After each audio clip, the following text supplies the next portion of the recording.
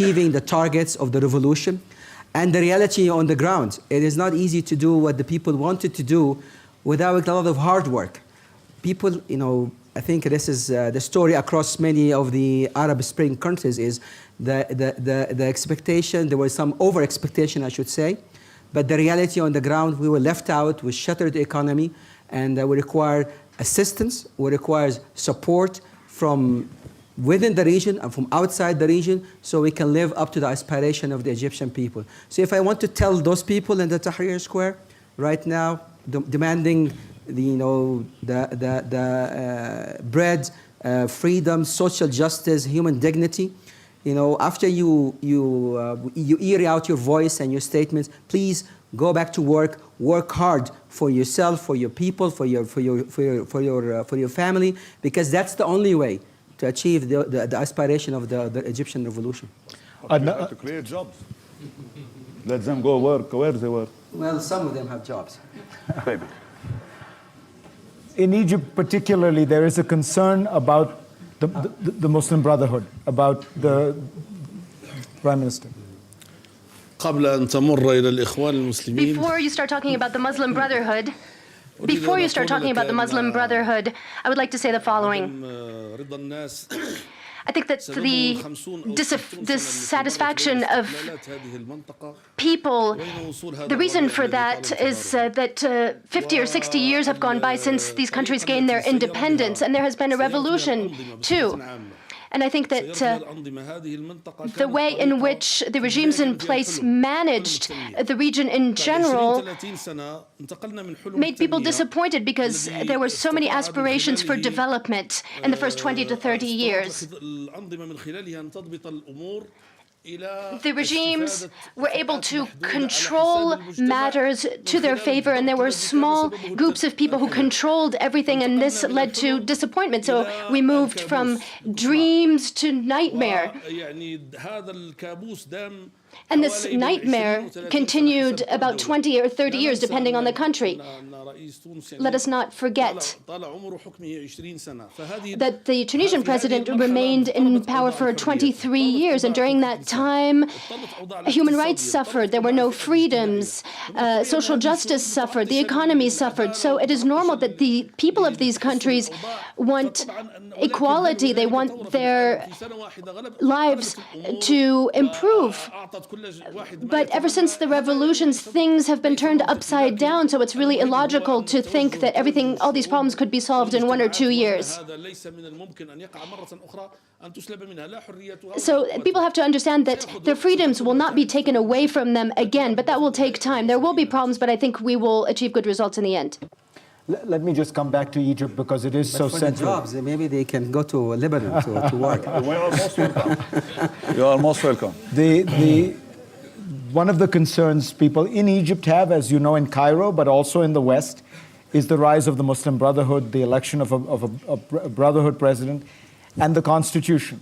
And the fear in Egypt is that there is a danger that the freedoms that were about to be won are being reversed, that the constitution does not guarantee, for example, the rights of women as strongly as it should, the rights of minorities as strongly as it should, and that the Muslim Brotherhood is not committed to a truly liberal, democratic vision for Egypt.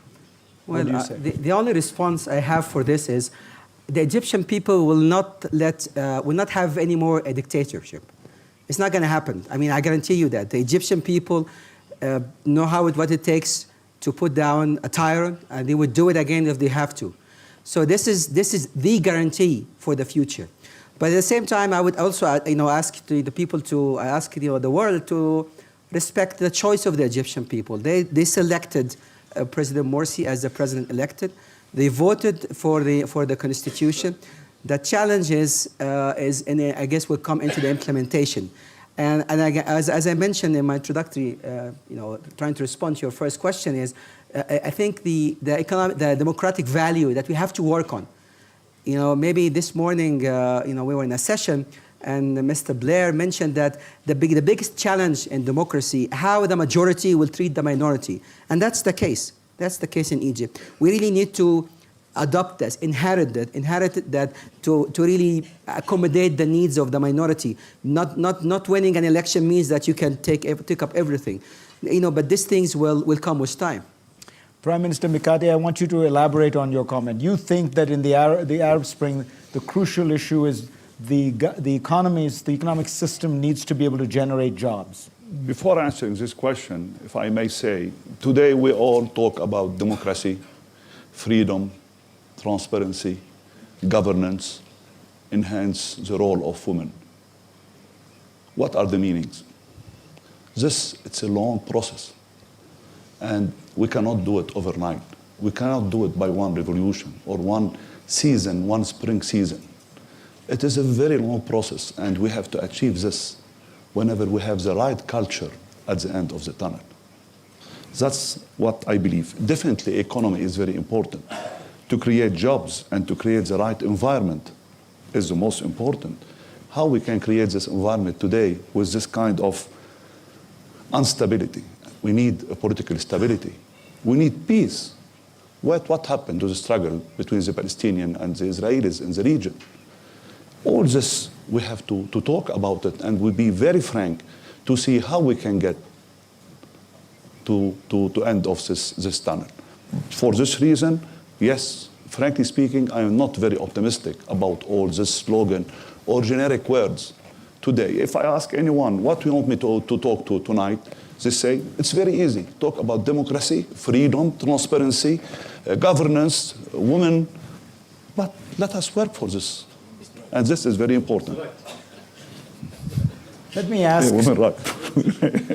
Let me ask someone who has built some of these institutions under the most extraordinary conditions.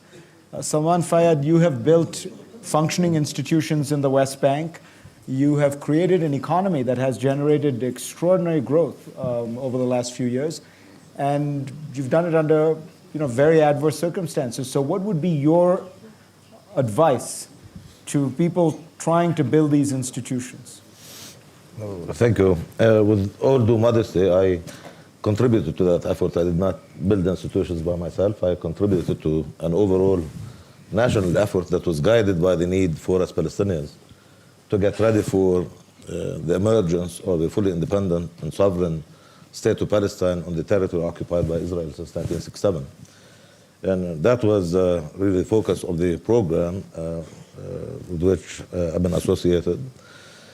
But this is an opportunity, the question that we raised, for me to underscore the extreme importance of having functional institutions of government. And I think the challenge that faces all of us in the Arab world is to ensure that we have functional governments. In fact, I myself read what happened, the phenomenon that's known as Arab Spring, Arab Awakening, what have you, which to me, to my way of looking at things, is more in the nature of a revolution than anything else. And that is really what adds to the challenge that all of us face, because we've been affected by it to varying degrees. How to manage expectations if this is a revolution?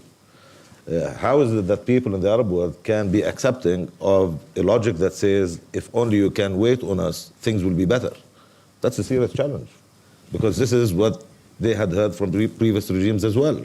And I think people are right to expect dramatic changes, particularly given the backdrop against which that Arab awakening happened. I think the jury is still out on this. The verdict is yet to be written in terms of whether or not the extent to which this is going to be successful. For it to be so, I think it has to be given the chance.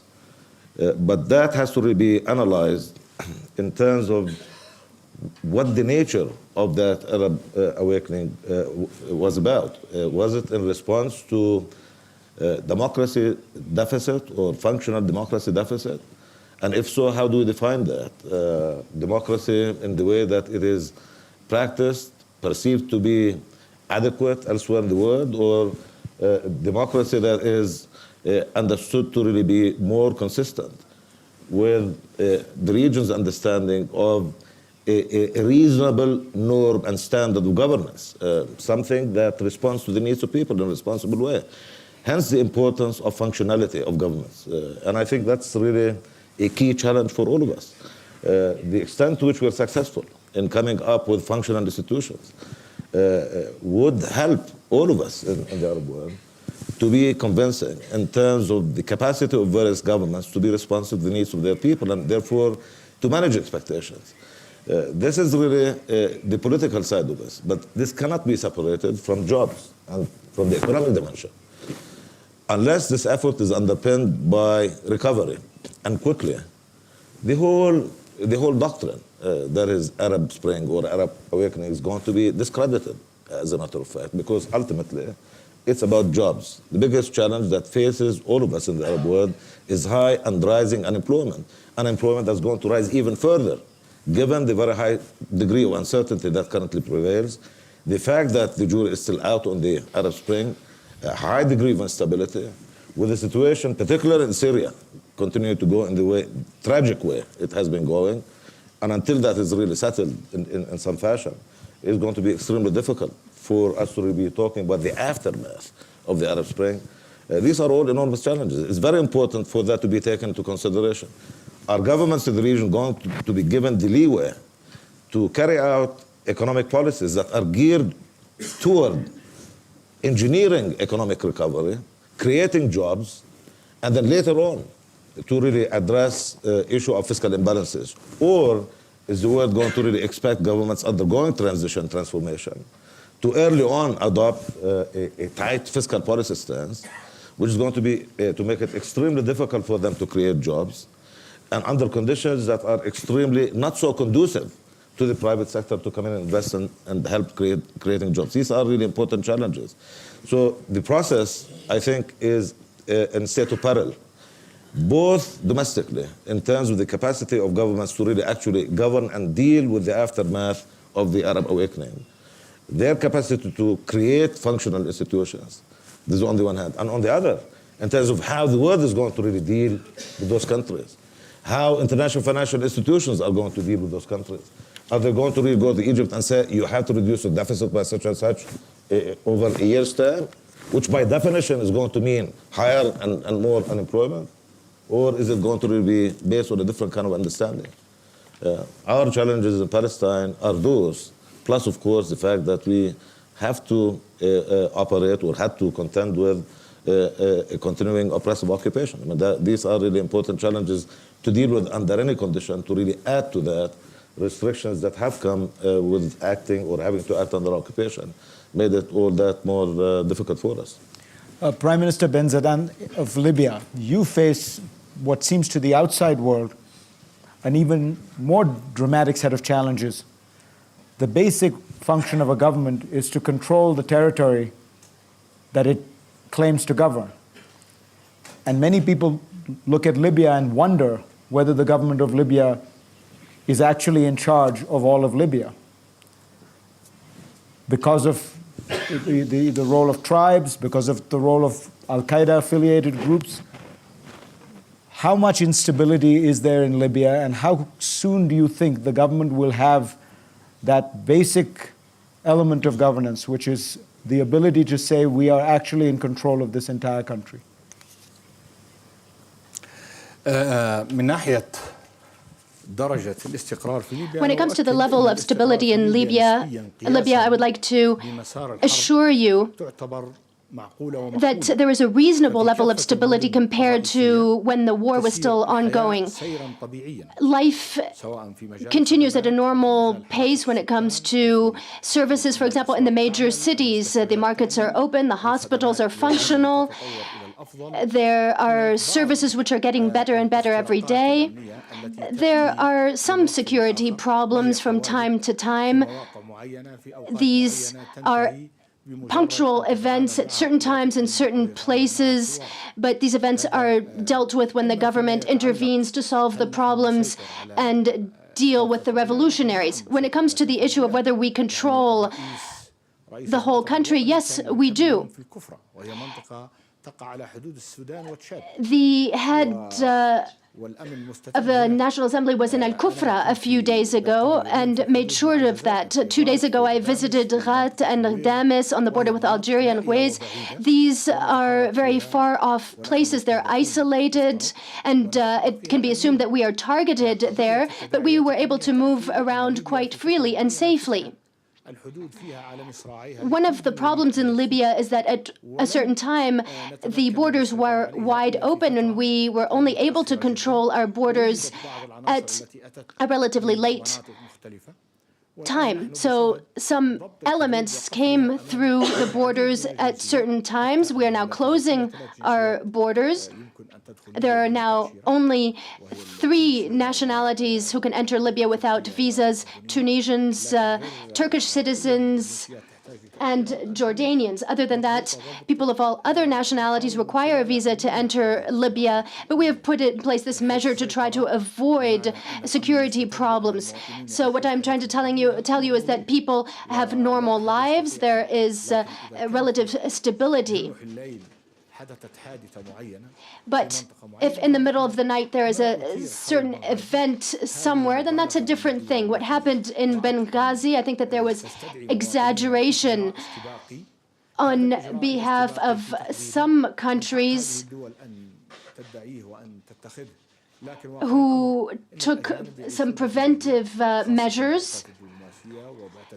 And we can understand that. They asked their citizens to leave, but the reality is that these people of foreign nationality live very peacefully in Libya, and there are security measures to protect them. Do you have an Al-Qaeda presence in Libya? It is said that that is so. There are some Islamists whose beliefs are close to those of Al-Qaeda.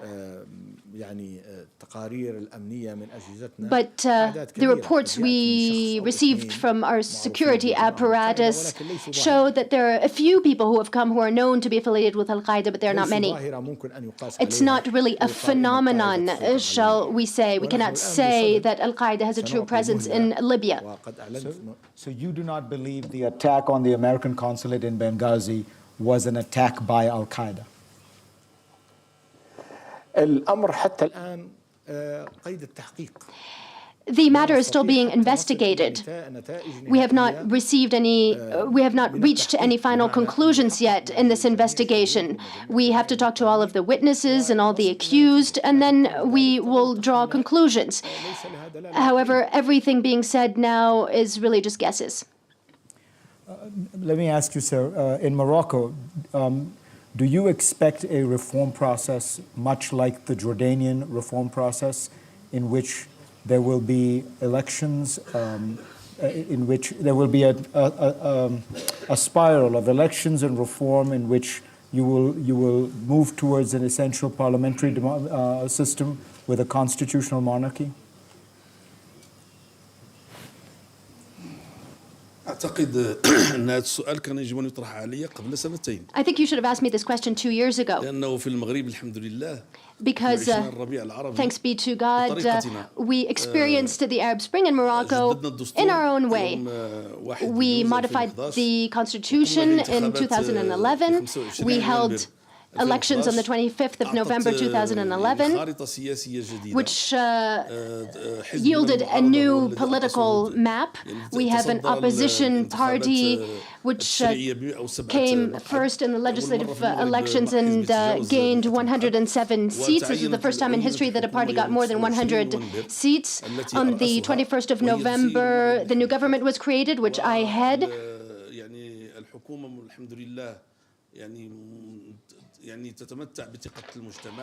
The society mostly trusts the government. We have continued our work with the media. The parliament is functional and efficient. The situation in Morocco is stable.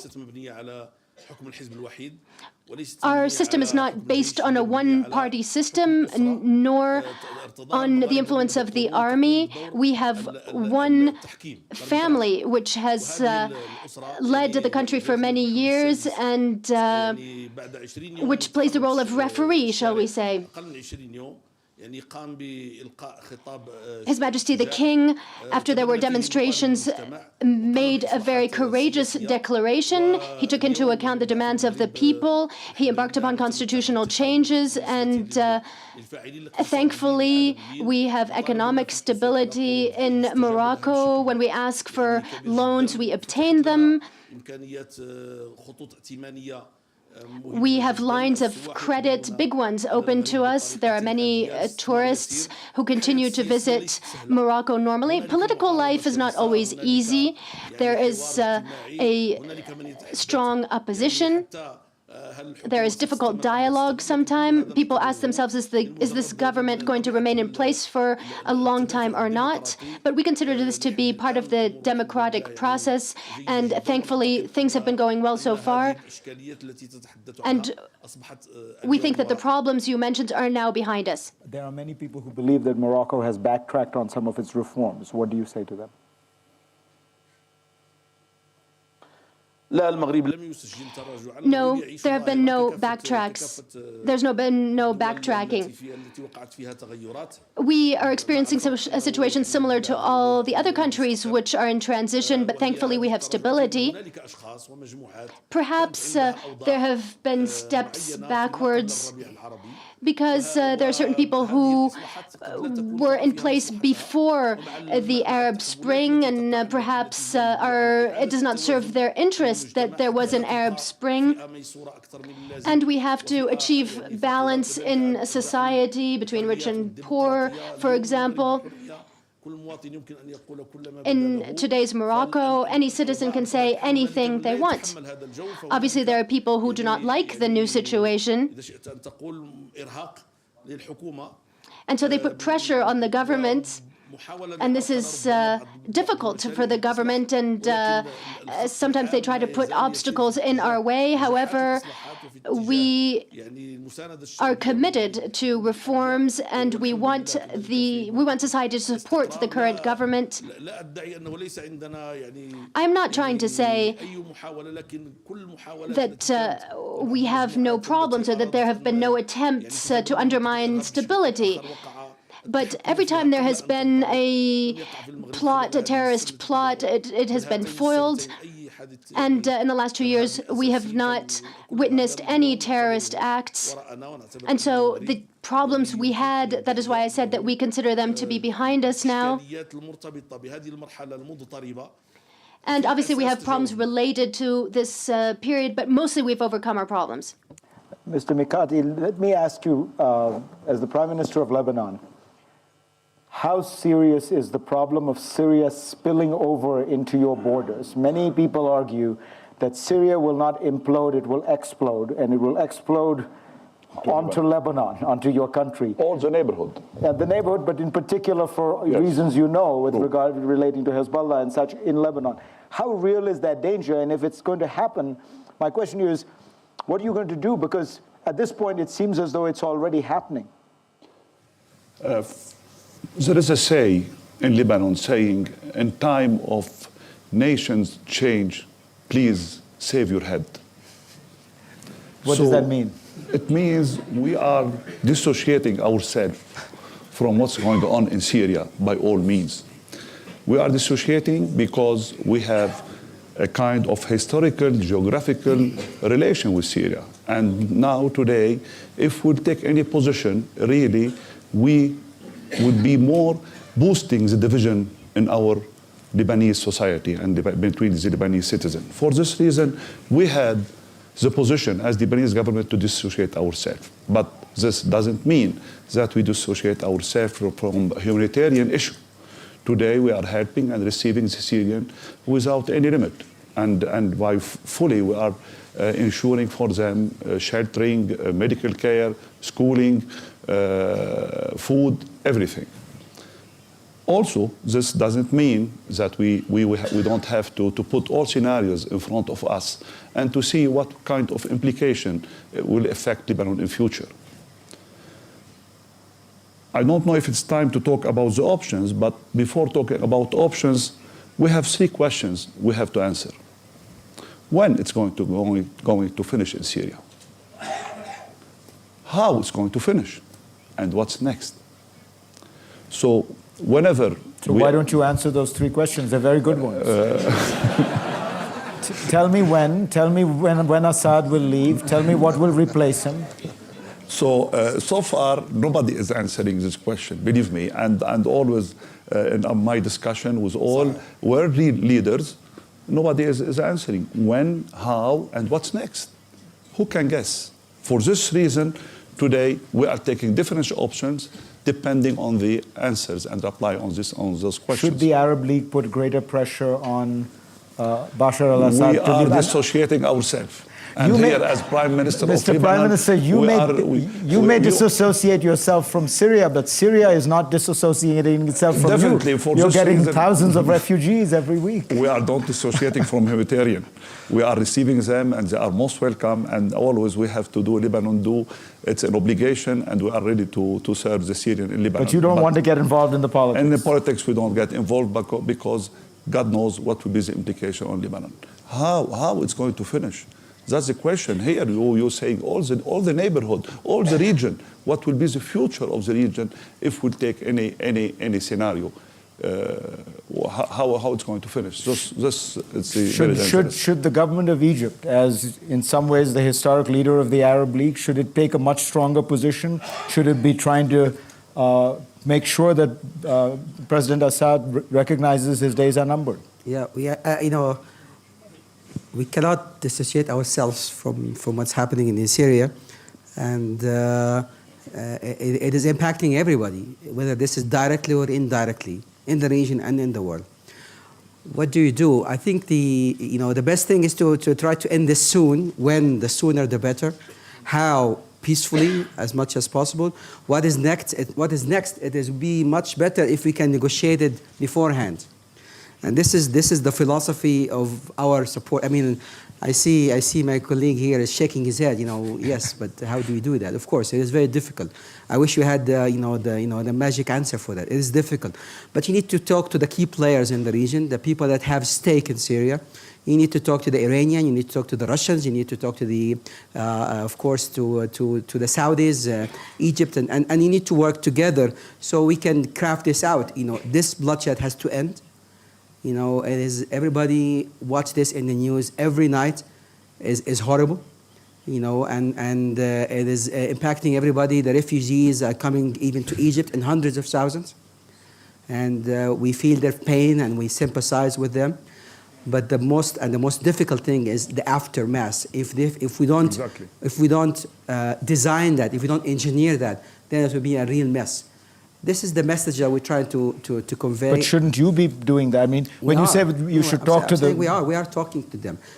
We haven't struck the solution yet. This is the fact of the matter is. But we are working on it. We are working with our allies and colleagues and friends in the region and outside the region to convince Mr. al-Assad that this cannot go on, and to convince him that let us if we can negotiate a deal now, it will be better than later.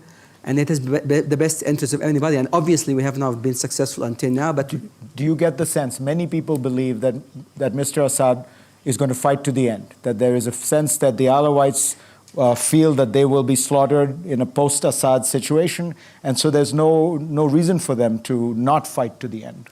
I think if they discuss this genuinely, there must be a solution to this. There must be a way out. But I don't think we are to that stage yet. I'm unfortunate. Prime Minister Fayyad, how does this impact on the Palestinian situation? Because Syria has had, it has always had a connection. You can't disassociate yourself from it. No, we obviously can't. As everyone knows, there is a substantial Palestinian presence in Syria. There has been since 1948. And they were most adversely affected by developments in Syria. Of course, before them, Syrian population, to whose plight we Palestinians cannot be indifferent either.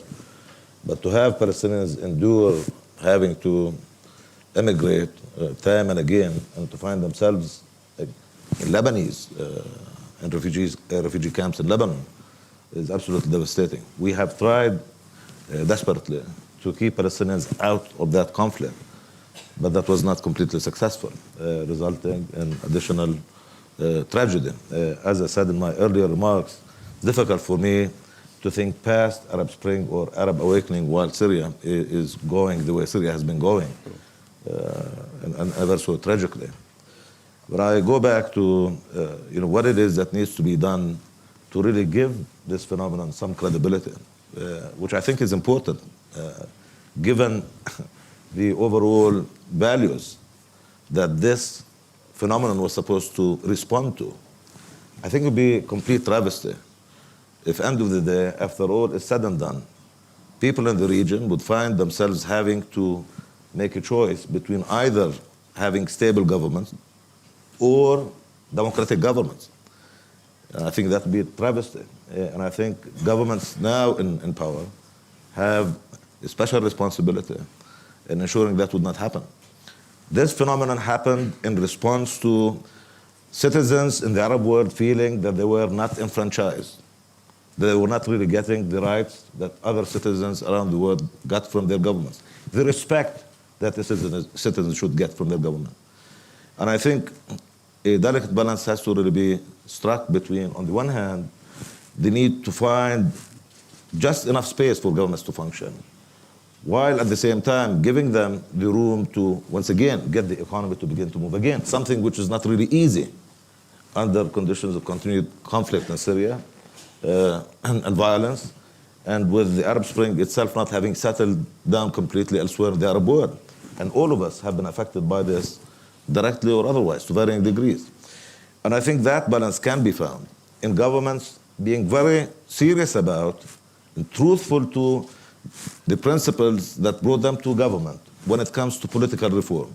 I think when it comes to questions of equality, for example, an approach that's half-baked toward that objective is just simply not credible and is going to discredit political reform. So I think on issues of political reform, governments must really be forthcoming, must be progressive, and true to the values that brought them, and they say that brought them to government. They should really strive to creating institutions that are responsive to people's needs in a fair and equitable fashion. I think it's about time for governments to be extremely progressive in dealing with the rights of women, for example. There's no justification whatsoever for this to be, if only you give us more time. And similarly, youth issues. They cannot really continue to be overlooked and give us more time. I think governments are forthcoming on those issues. Then they really can buy the right, just enough time to begin to engineer and generate some recovery. Because political reform is going to suffer badly if the economic side of the house would not move, and the economic side of the house is not going to move under existing conditions of turmoil. Mr. Kandil, let me ask you, Prime Minister, there are a number of Egyptian women who have told me that they believe the situation of women in Egypt today is worse than it was under Mubarak. Well, I'm not sure, but I have 5 daughters myself and my wife, so I don't think they agree to that. So. Well, they're doing fine. They're living in the Prime Minister's house. My friends are not. No, but there is a feeling that in Egypt there has not been much progress on women's rights, and there has been a rise of a populism that has been quite sexist and. No, let me explain that. It is clear that some voices that want to limit the freedom of women. That's clear. But that's the name of the game. People can speak out their thoughts and their words right now. But it is the focus. We had this guy that was aired out one time in TV that he wanted to put down the pyramids and the Sphinx because people used to worship them. So he said, let us put them down. You can always find crazy people in one person in the street. You don't give him a half an hour TV or an hour, airtime to speak about that, and you think this is this is a phenomena in Egypt. We don't ever have that in America, just so you know. Well, we had this. So what I'm saying is, of course, there are people that letting women down. There's a group of people that would do that, but it's not the mainstream of the Egyptian people. The mainstream of the Egyptian people respect women, and that was in the preamble of the Constitution. The women are our mothers, our sisters, our daughters, and if you read the Egyptian Constitution, it talks about persons afterward. So at the preamble, it talks about women, the importance of women, and then it talks about Egyptian. It doesn't talk about their sex or religion or sex. It continues talking about Egyptian as persons. So that's the whole thing. Mr. You want to say something? لا يعني يجب أن يحذر الغرب من شيء. I believe that the West must be aware of something. Now, after the revolution, the West wanted to deal with Arab regimes that were similar to his own regime, similar to his own situation. They thought that the situation would be similar to what they had in the West. However, the people in the Arab world don't want that. They want respect for their own specificities. They have their own conditions and their own contexts. What do we want as Arab people? We don't want women who wear the veil to remove the veil. We don't want women who don't wear the veil. We don't want to force them to wear the veil. We want everybody to be free. We don't want to force anybody to do anything. Now, of course, we are witnessing this movement and this transformation in our society. And we have some people who might force their wives or their daughters to wear the veil or to remove the veil. However, this is not the opinion of the mainstream of the population of our countries, of the majority of the population. We don't want anybody to impose anything about us, to impose anything on us.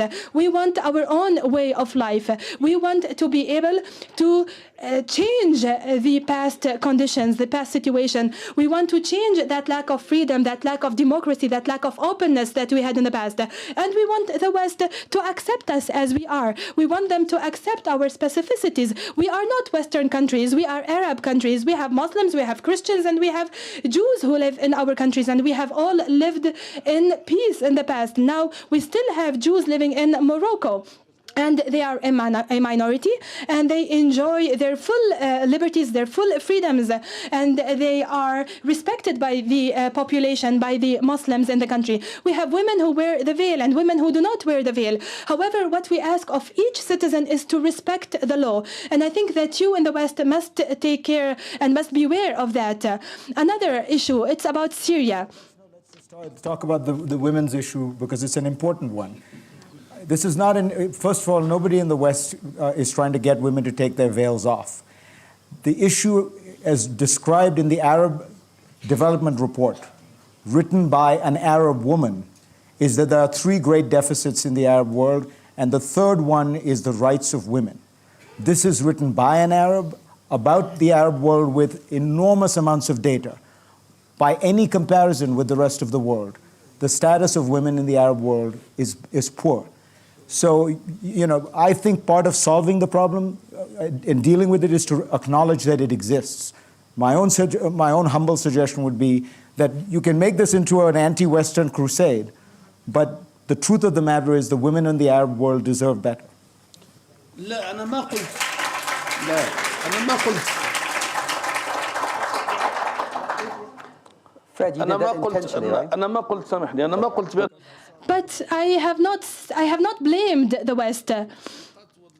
I have not blamed the West, and I don't know why you applaud. Usually we applaud in Morocco. And we hold elections and applaud in Morocco, not here in Davos. I have not said that the West is to blame. I said that the West wants us to be at its image, to be similar to it. But do you deny that you have supported Ben Ali? Ben Ali, who has denied the Tunisian woman the right to wear the veil. Can you deny that in the West? You cannot deny that. So let us speak in all honesty. You talk about freedom and we talk about freedom, and it's the same freedom. You talk about democracy, and we also accept this democracy. But if you talk about democracy and want us to be democratic, and then we hold elections, and we have Muslim parties who govern us, you say we don't like your democracy. We are people who have a say, who express themselves, who vote, and who have taken the initiative, and who want to be at good terms with the West. We want to develop our relations with the West. We want to develop economic relations with the West, and we believe that the West can help us. We believe that the West has and carries part of the responsibility for the situation in Syria, and we also carry part of the responsibility for the situation in Syria. However, we think that we need to find a solution to the situation in Syria, and we need to find a different president in Syria. And we all have our share of responsibilities here. Now, if you talk about this report, this human development report, and this report written by a woman, we have 150 million women living in the Arab world, and some of them are happy with the situation, some of them are not happy with the situation, some of them have written reports, others have not written reports. However, they all have a will, and we must respect their will. They don't want anything to be imposed on them. They want to enjoy their freedom, and they want their freedom to be respected by others. They don't want to be forced to do anything. They don't want anything to be imposed on them, and I believe that trying to impose anything on them would have negative repercussions on us all. You see, they are now applauding for you. Oh, good. They're now applauding for you. Mr. Ben-Zedan. It's only normal because I'm a leader in my country. It's only normal that they applaud. But they used to applaud for Ben Ali too, so be careful. So, Mr. Ben-Zedan. سيد لا بأس لا التصفيق لا يصنع. There is no harm in uploading. I don't think that any applause could create leaders. It seems that, Mr. Zakaria, it seems that you have a little bit ignored me. I would like to say that the Arab Spring happened because of the oppression that was taking place in the Arab world by Arab leaders in the past. This is something that is well known, and we have to admit that we did not enjoy our public and our freedoms.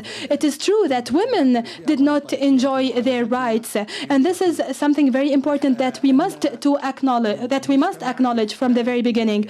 Our societies need to re-examine a number of issues. I'm not talking here about Sharia, I'm not talking about Islam, I'm talking about a number of practices that were taking place in our countries, practices against women, against human rights, practices against journalism, against the press, that practices that were taking place in our countries and that must end. We now talk about democracy, and I believe that democracy cannot prevail if we do not respect human rights, if we do not respect the rights of women, if we do not respect public freedom, and if we do not provide the environment that is conducive for development, that is conducive for education.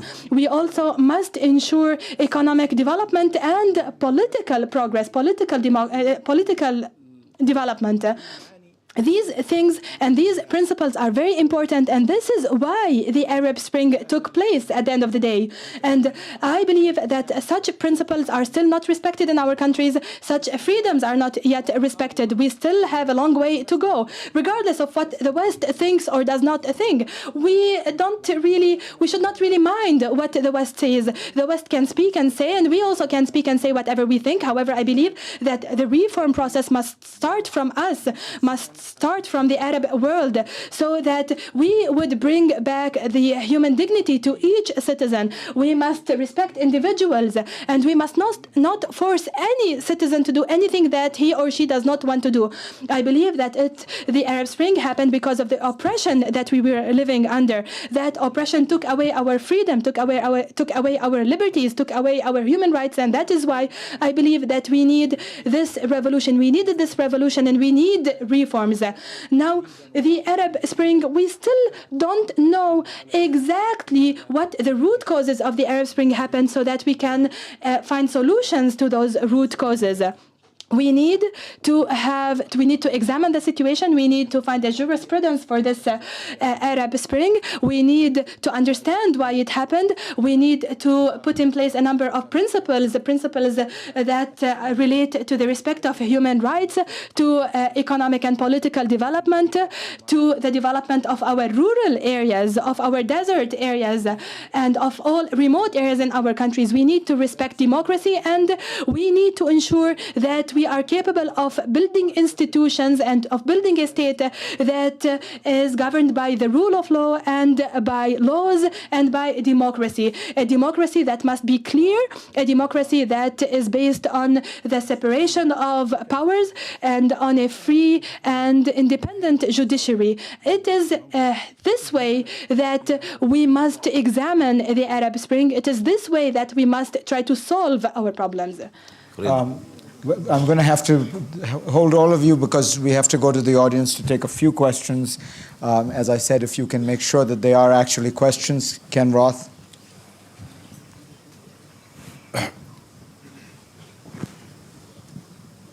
The Moroccan Prime Minister said that people were free to say anything they want in Morocco. And the Egyptian Prime Minister said that while he urged respect for the electoral choice of the people, that government must operate within limits of rights. Those are very good statements, but each of your governments has used criminal defamation to suppress dissent. Morocco just this week is prosecuting a journalist. In Egypt, there has been just an explosion of criminal defamation prosecutions under the current government. Would you both commit your governments to repealing criminal defamation as a violation of freedom of expression?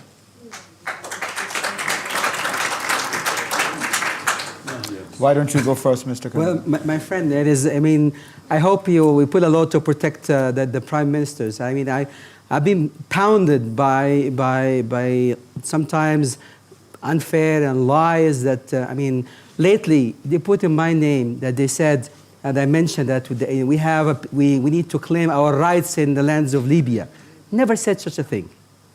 That could have created problems, not just for our relationship, but for risk the lives of the Egyptians living in Libya. I think the freedom of speech doesn't mean that you go wild. But however, we realize that this is a transitional period, and we understand these things. So we work on them, we talk to them, and personally, I have never pursued any journalist for the things that have said wrongly on me or on my people. I don't know if there have been cases of defamation in Morocco too. Can you provide me with more information? What problems happened in Morocco? The gentleman, can you stand up real quick? This is the head of Human Rights Watch, so I imagine he actually could provide you with a great deal of documentation. Just 3 days ago, there was the journalist Jabril who was prosecuted. There's a big movement in Morocco to repeal criminal defamation. People can still be sued civilly for defamation if they defame someone, but to prosecute somebody criminally is a penalty that is widely considered to violate international freedom of expression. Both of your governments are making regular use of criminal defamation prosecutions, and I'm asking whether you'd commit to stop that. Let's make some news here at Davos. Commit to repealing this. يا مترجمة ماذا قال صاحبك؟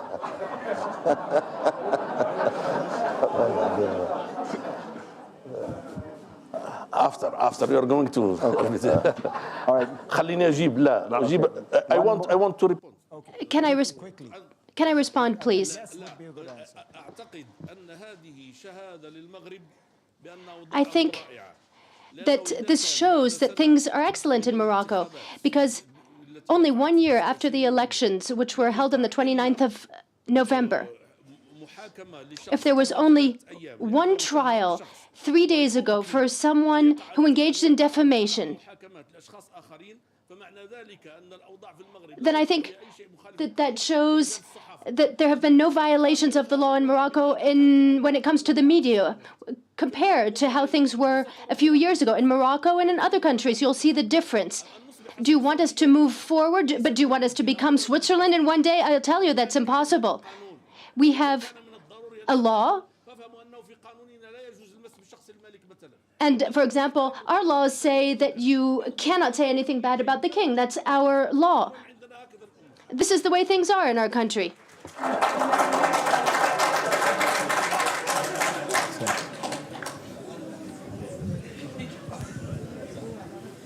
لكن رئيس الحكومة ينتقد طول النهار. But you can criticize the prime minister all you want all day. I'll speak less than a minute. I have it. For Mr. Ben Kiran, I was in Marrakesh for the holiday season. I read the papers by force of habit. Every day there were front page stories of corruption.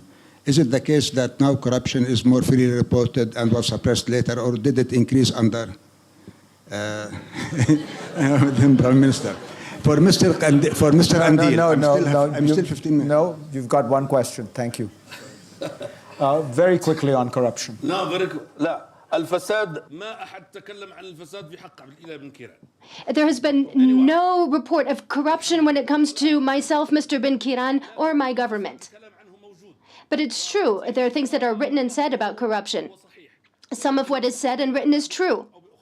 And what is true is followed up on in one way or another. But then there are other things which are not true and obviously cannot be followed up because they're not true. And just because a newspaper writes something doesn't mean that it's true and we have to follow it up.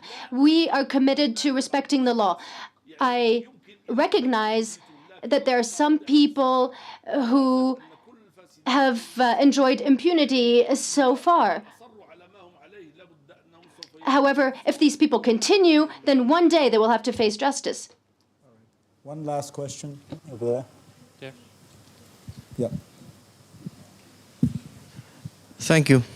I'm Mohammed Wifati from Libya. I would like to comment and raise a quick question. No comment. Okay, just a question. just a quick question. I've witnessed the debate today and also another similar debate. A question, really, otherwise we're going to move. There's a gentleman there who wants to. The question is, do you think that the debate has moved us from the core issues that were pertinent 2 years ago, which was youth unemployment and dignity, and we've moved to a spectrum where I think we have retracted back to what was the debate maybe 7 or 8 years ago? This is not a question. So why don't you ask your question? Yeah. I'm sorry, it's not respectful to the rest of the audience. Yeah, just a question actually to both the ministers, prime ministers of Libya and Egypt. I mean, one reason we've had the uprisings, it was basically the corruption has been mentioned, plus the economic inequality. Now, what a lot of people are saying, specifically in those two countries, because these things have happened since the uprising, is that the old blocks on the, sort of all the kids on the block have been replaced by the new kids on the block. So the corruption and the elitists are still benefiting the new ones like the old ones were. So there is no change from the old to the new. What would be your answer to that? So there's definitely a change. I mean, I tell you, and I know that by heart, that the people in charge are not corrupted, and I refuse that you say such a thing. And I would ask you to apologize for that, because people are working night and day for the best interests of the people. The big change is now that people, their work, whatever they do, come to them, not like the other old neighbor. I mean, the old kids in the block, or the old way of doing things, or benefiting a small group of people. Things have changed tremendously, but what we have left on, the big burden of economic, problems due to the previous corruption is what's hindering our, ability to achieve the aspiration of the Egyptian people, and I trust in other countries as well. Mr. Ben Zidan, a quick comment on the issue of, has the corruption stayed the same? Part of the argument, I think, is that the state still controls large parts of the economy. The revolutions were carried out because of corruption, and I can't say that corruption just disappeared overnight. Perhaps there is corruption, maybe there will still be corruption in the future, but one of the goals of the revolution is to change mentalities and to change certain practices that were in place after 42 years of a regime which worked to destroy people. We are trying to change all of that. But we can't change things overnight, especially not mentalities after all these years. Ma'am, and the last question to you, yeah. Yes. A very quick, yeah. Developments in the region are not only a function of what governments or the people of the region want. It's a very strategic region, and we know how much interference there were from the rest of the world. I would like to hear the reading of their excellencies, the prime ministers, of what are their geopolitical interests and what's their effect on what is going on It's a today. wonderful question, but we'll have to leave it for another time because we have 2 minutes. I want to close, unfortunately we have to close, by just saying, for those of you who have followed what I've written or said on television, I have been optimistic about the Arab Spring, and I persist in being optimistic by just pointing out the nature of this panel and the nature of this conversation that we have had. Imagine if 2 years ago you had had a panel with the head of the Libyan government, the head of the Egyptian government. The Lebanese and the Palestinians would have been the same, articulate, and in Morocco. I think the fact that we can have this kind of an open, honest conversation about all these issues is a sign of progress. It doesn't mean that these goals have been reached, but I think it's. I did not forget Morocco because you acted so fast in your reform process. I think that 2 years ago maybe you would have been here, and so I was being careful. But I think that that itself gives one a great deal of hope. And I want to, on that note, ask that you all give these gentlemen a wonderful round of applause.